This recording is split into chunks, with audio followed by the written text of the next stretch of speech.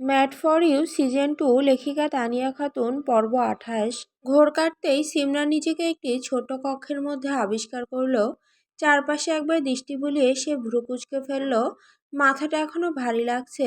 চোখ বন্ধ করে স্মরণ করার চেষ্টা করলো ঠিক কিভাবে সে এখানে এসে পৌঁছেছে। ঘুম ভেঙেছে। পরিচিত কণ্ঠস্বরটি কানে আসতেই সিমরান চমকে উঠে দরজার দিকে তাকালো।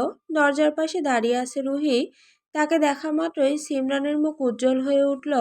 সে আর এক মুহূর্ত অপেক্ষা না করে বিছানা থেকে নেমে এসে রুহিকে শক্ত করে জড়িয়ে ধরল।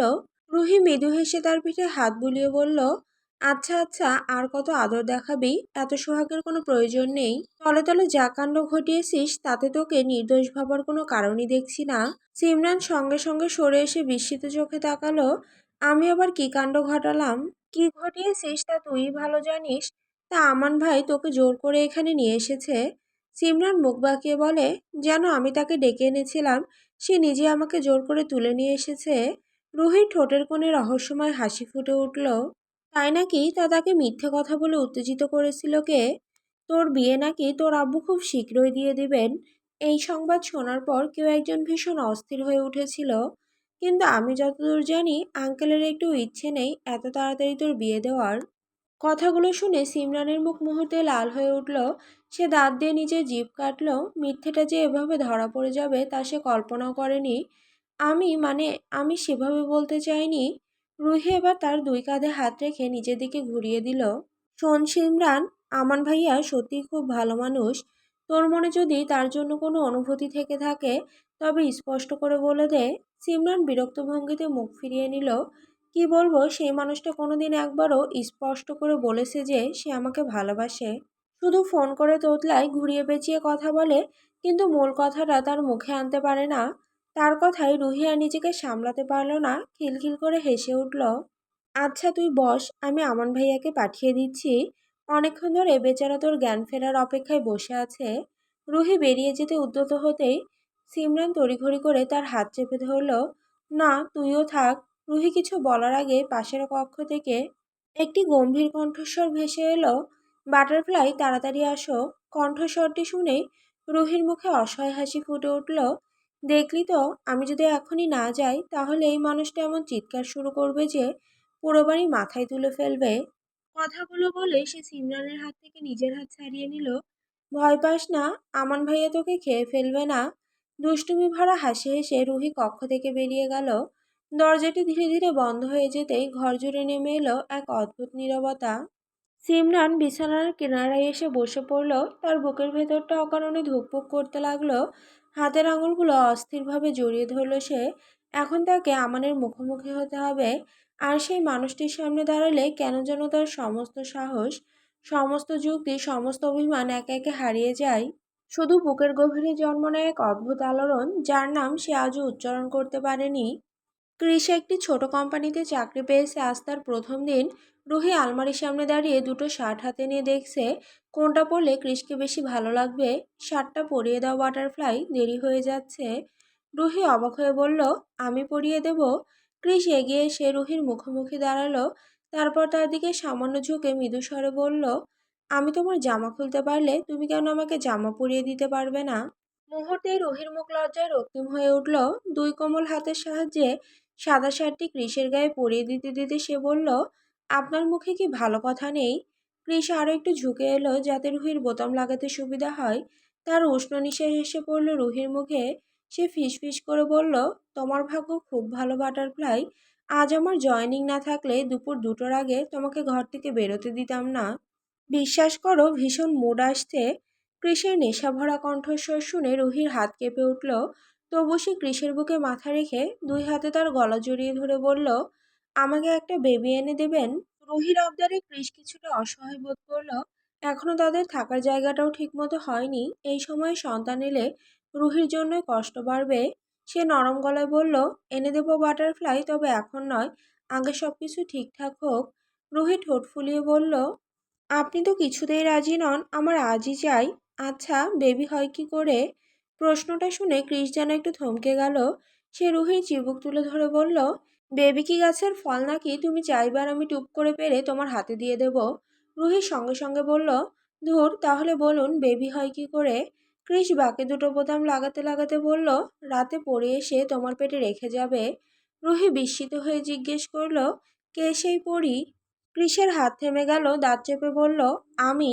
পরক্ষণেই মাথা নেড়ে বলল, না না সরি, পড়ি তো মেয়েরা হয়, তাহলে পুরুষকে কি বলে? ধুর থাক, আপনার সঙ্গে কথা বলাই বৃথা। এই বলে রুহি সরে যেতে চাইলে ক্রিস তার হাত টেনে নিজের বুকের উপর রেখে ফিসফিস করে বলে, হাতে এখনো 10 মিনিট সময় আছে বাটারফ্লাই, এসো একটু হাফ বাসর করি। তাহলে তুমি আমাকে মিথ্যে বলেছিলে? আমানের কণ্ঠস্বর ভেসে আসতেই নিজের ভাবনার জগৎ থেকে চমকে উঠল সিমরান। সে তাড়াতাড়ি উঠে দাঁড়ালো, আর ঠিক তখনই আমান ধীরে ধীরে তার দিকে এগিয়ে আসতে লাগলো। সিমরান অস্বস্তিতে আরো কয়েক পা পিছিয়ে গিয়ে বলে, দেখুন আসলে আমি ওটা মজা করেই বলেছিলাম। আমান সামান্য ঝুঁকে মৃদু হেসে বলে, আসলে তুমি আমাকে উস্কে দিচ্ছিলে, আমার মনের কথা জানতে চাইছিলে তাই না?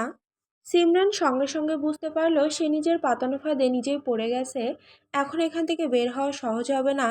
নিজেকে যতটা সম্ভব গম্ভীর দেখিয়ে সে বলল, দেখুন আপনার মনের কথা জানার কোনো ইচ্ছে আমার নেই, আর আপনার সঙ্গে কথা বলারও ইচ্ছে নেই। সরে দাঁড়ান, আমি বাড়ি যাব। কথা শেষ করে পাশ কাটিয়ে চলে যেতে চাইল সে, কিন্তু তার সেই চেষ্টা ব্যর্থ হলো। আমান হাত বাড়িয়ে তাকে থামিয়ে দিল, চোখে মুখে দুষ্টুমি মিশ্রিত হাসি নিয়ে বলল, নিজেকে খুব চালাক ভাবো তাই না? এখন আমাকে উস্কে দিয়ে মজা নেওয়া হচ্ছে। সিমরান ভাই মুখ ফিরিয়ে নিল, শোনো, এই আমান তোমাকে একটু বেশি ভালোবেসে ফেলেছে, তাই ভাবছি আজকেই তোমাকে বিয়ে করে ফেলি, কেমন? কথাটা শুনে সিমরানের পায়ের তলা থেকে যেন মাটি সরে গেল। বিয়ে? এভাবে কেউ হঠাৎ করে বিয়ের কথা বলে নাকি? ভয় আর বিস্ময়ে তার মুখ ফ্যাকাশে হয়ে গেল। সে কাঁপা কাঁপা গলায় বলে, এরকম করবেন না প্লিজ, আমার আব্বু আম্মু জানতে পারলে খুব কষ্ট পাবেন। সিমরানের ভীত মুখটা দেখে আমানের ভীষণ হাসি পেল। তবে সে মুখে কিছু প্রকাশ করলো না, বরং গম্ভীর সুরে বলল, বেশ, তাহলে আমার আম্মুকে নিয়ে তোমাদের বাড়িতে যাই, চলবে? সিমরান এক মুহূর্ত দেরি না করে দ্রুত মাথা নাড়ল, হ্যাঁ যাবেন, অবশ্যই যাবেন, কিন্তু আজকে নয়, 3-4 দিন পরে। এবার আর আমার নিজের হাসি চেপে রাখতে পারল না, সে হো হো করে হেসে উঠল। সিমরান তখন বুঝতে পারল তাকে নিয়ে মজা করা হয়েছে। রাগে গাল ফুলিয়ে সে আমানের বুকে কিল মারতে মারতে বলে, ফালতু মানুষ একটা, আমাকে বোকা বানাচ্ছিলেন। আমান তার 2 হাত আলতো করে ধরে হাসতে হাসতে বলে, তাহলে কি চাও, তোমাকে আমার ভবিষ্যৎ সন্তানের মা বানাই? কথাটা শুনে সিমরান যেন ভাষা হারিয়ে ফেলল। এতটা নির্লজ্জ মানুষ পৃথিবীতেও আছে, তা তার জানা ছিল না। তবু হৃদয়ের গভীরে সে স্বীকার করল, অদ্ভুত দুষ্ট আর অসম্ভব এই মানুষটার প্রেমেই সে কবে যেন নীরবে পড়ে গেছে, তা নিজেরই সে টের পায়নি। বিকেল হয়ে এসেছে, ঘড়ির কাঁটা 4টার ঘর ছুঁই ছুঁই শহরের এক নিরিবিলি ক্যাফের ভেতর মুখোমুখি বসে আছে এসএপি ইন্সপেক্টর মিরাজ হোসেন আর ক্রিস। দুজনের মাঝখানে রাখা কফির কাপ অনেক আগেই ঠান্ডা হয়ে গেছে, অথচ কেউ তাতে হাত দেয়নি। চারপাশে মানুষের কথাবার্তার ক্ষীণ শব্দ শোনা গেলেও তাদের টেবিলটাকে ঘিরে যেন এক অদৃশ্য নীরবতা জমে আছে। প্রায় অনেকক্ষণ চুপ থাকার পর অবশেষে মিরাজ হোসেন মুখ খুললেন, দেখো ক্রিস, আমি অনেক ভেবে সিদ্ধান্ত নিয়েছি তোমার আম্মুর কেসটা আবার রিওপেন করব। তবে ব্যাপারটা এত সহজ নয়। অনেক বছর কেটে গেছে, প্রমাণ জোগাড় করা খুব কঠিন হবে। হয়তো অনেক কিছুই আর প্রমাণ করা সম্ভব হবে না। ক্রিস নিশ্চুপ হয়ে তার দিকে তাকিয়ে রইল। মিরাজ আবার বললেন, তুমি একটা কাজ করো, আমার মেয়েটাকে এবার ছেড়ে দাও। ওকে আর আটকে রেখো না, আমি আমার দিক থেকে সর্বোচ্চ চেষ্টা করব। কথাটা শেষ হওয়ার সঙ্গে সঙ্গেই ক্রিস হঠাৎ পাগলের মতো হেসে উঠল। সেই হাসিতে আনন্দের চেয়ে ভয় অনেক বেশি ছিল। মিরাজ হোসেনের বুকের ভেতর কেমন যেন অস্বস্তি জন্ম নিল। পরের মুহূর্তে ক্রিস টেবিলের ওপর সজোরে মুষ্টাঘাত করে বলে ওঠে, ফাঁক আপনার প্রমাণ আর ফাঁক আপনার আইন।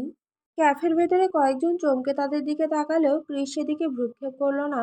তার চোখ দুটো রক্তবর্ণ হয়ে উঠেছে। আমার আম্মুর সঙ্গে যারা অন্যায় করেছে তাদের প্রত্যেকের নাম আপনার কাছে আছে। তারা নিজেরাই প্রমাণ, তাদের স্বীকারোক্তি হবে প্রমাণ। আর সবথেকে বড় প্রমাণ হলেন আপনি, মিস্টার মিরাজ হোসেন। সে সামান্য ঝুঁকে এলো, আমার ধৈর্যের পরীক্ষা নেবেন না? অনেক বছর লেগেছে ওই জানোয়ারগুলোর খোঁজ বের করতে।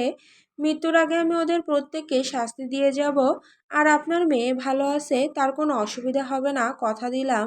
এই বলে ক্রিস উঠে চলে যেতে উদ্যত হলো। ঠিক তখনই মিরাজ হোসেন শান্ত গলায় বললেন, আসল ক্রিস খান কোথায় ক্রুশ? ক্রিসের পদক্ষেপ থেমে গেল।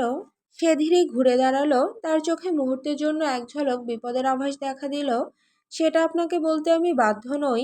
মিরাজ হোসেন চেয়ারে হেলান দিয়ে বললেন, তুমি খুব বড় ভুল করেছো সমীরের মেয়েকে বিয়ে করে। কৃষের চোয়াল শক্ত হয়ে উঠল। মিরাজ, তুমি কি জানো তার কাছে খবর পৌঁছে গেছে? আর তার মেয়ে কি এসব জানে? মুহূর্তের মধ্যে কৃষের চোখ রক্তবর্ণ হয়ে উঠল। দাঁতে দাঁত চেপে সে বলে, আপনি কিন্তু নিজের সীমা অতিক্রম করছেন। মিরাজ নির্বিকার রইলেন। শান্ত হও, এত উত্তেজিত হয়ে লাভ নেই, আমার কথাটা শোনো। সমীর চুপ করে বসে থাকার মানুষ নয়, তার কানে যখন খবর পৌঁছেছে তখন সে নিশ্চয়ই কিছু একটা করবে। তিনি একটু থামলেন, তারপর গভীর দৃষ্টিতে কৃষের দিকে তাকিয়ে বললেন, তুমি তোমার স্ত্রীকে সব সত্যি বলে দাও, এটাকে উপদেশ হিসেবেই নাও, কারণ সমীর যেমন মানুষ ও সব কিছু করতে পারে। কৃষ কিছু বলল না। তার মুঠো শক্ত হয়ে আছে, চোখে জমে উঠেছে অদ্ভুত এক অস্থিরতা। মিরাজ হোসেন ধীরে ধীরে উঠে দাঁড়ালেন। কৃষের কাঁধে হাত রেখে মৃদু হেসে বললেন, আচ্ছা আমি চলি, আমার আদরের মেয়েটা তোমার কাছে আছে। বিশ্বাস করো, শেষ পর্যন্ত আমি লড়ব। কথাটা বলে তিনি চলে গেলেন। আর কৃষ স্থির হয়ে দাঁড়িয়ে রইল। ক্যাফের কাচের বাইরে অন্তর্গামী সূর্যের আলো ধীরে ধীরে ম্লান হয়ে আসছিল, আর তার মনে ক্রোধের ঝড় বয়ে যাচ্ছিল।